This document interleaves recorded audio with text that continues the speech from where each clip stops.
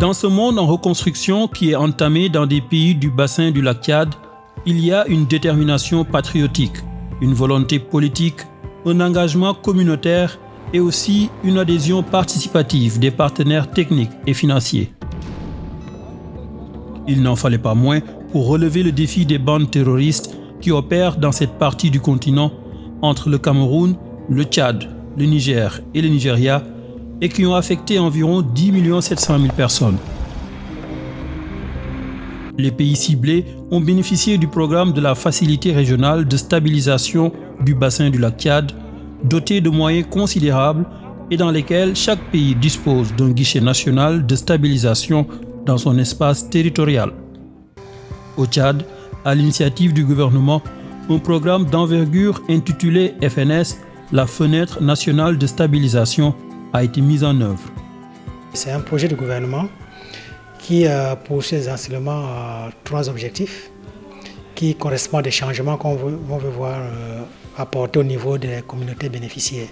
Le premier changement, c'est qu'on améliore la sécurité et le bien-être communautaire.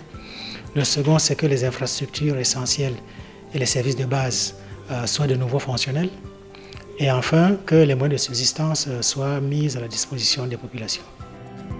Le rétablissement des services de l'État et le retour de la sécurité dans les zones affectées par les agressions terroristes ont réinstauré la confiance au sein des populations déplacées et aujourd'hui de retour dans leur terroir.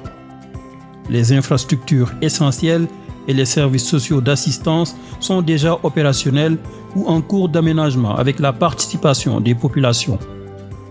Il faut viser la pérennisation des acquis de ces projets. Il faut viser à travers l'implication forte des services de l'État et la consolidation du retour de la sécurité, pas que des forces de sécurité, mais aussi de l'administration, à tout point de vue.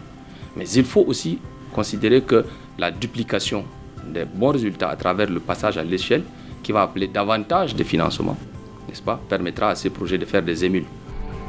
La mise en œuvre de l'approche tchadienne de stabilisation du bassin du lac Tchad nécessitera certainement un renforcement du concours des partenaires techniques et financiers.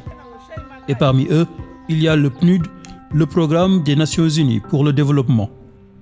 The services we provide and the support that we provide.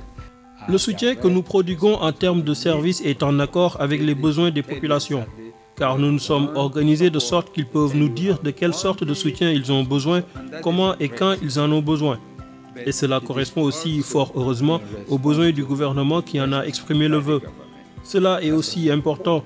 Nous avons besoin de partenariats et de collaboration. C'est pour cela que nous travaillons avec les partenaires au développement qui sont installés dans la région. Le Tchad, par exemple, a apporté son soutien dans le cadre de la disponibilité de ses services. Nous en avons juste fini avec la première phase et ils ont aussi promis de contribuer encore pour la deuxième phase. D'ailleurs, nous espérons plus de partenaires pour cette deuxième phase.